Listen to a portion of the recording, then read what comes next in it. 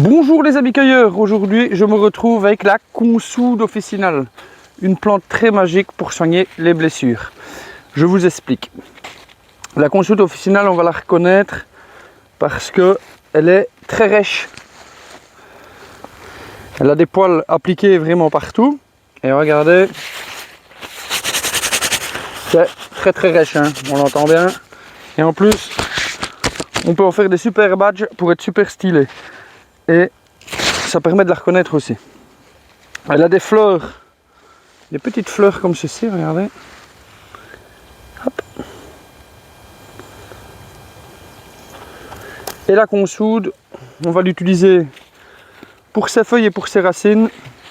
Vous entendrez un petit peu partout qu'on dit qu'il ne faut pas manger, consommer la consoude. Après, moi je vous conseillerais de ne pas de la prendre parce que forcément elle contient des alcaloïdes pyrrolizidiniques. Les mots sont un petit peu compliqués, mais du fait de ces alcaloïdes qui peuvent donner le cancer et quand on la consomme en trop grande quantité et qui peuvent abîmer le foie, on évite d'en manger en surconsommation, quoi. C'est-à-dire que si on la consomme 2 fois par an avec un peu de poisson ou qu'on la fait cuire comme ça, vous ne risquez absolument rien. Par contre, celui qui se fait une soupe tous les jours avec, oui forcément, il augmente les risques. Et c'est comme tout, l'abus n'est jamais bon pour la santé. Donc voilà. Après, c'est une plante qui est extraordinaire pour soigner tout ce qui est coupure. Elle va en fait régénérer les tissus.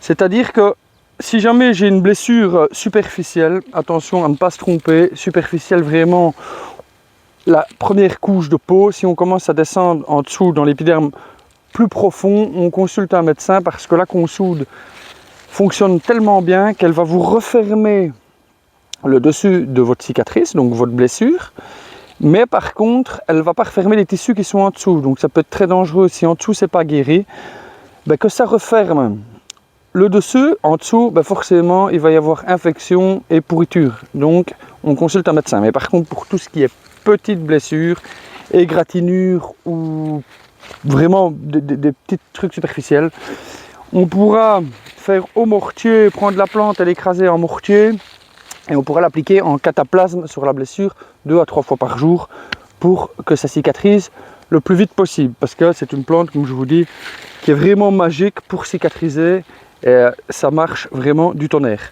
Pour tous ceux aussi qui ont des foulures, c'est-à-dire une foulure n'importe quel type de foulure, une fois que vous avez été guéri, bien sûr on va au médecin si on a triple fracture de 1, on se comprend bien.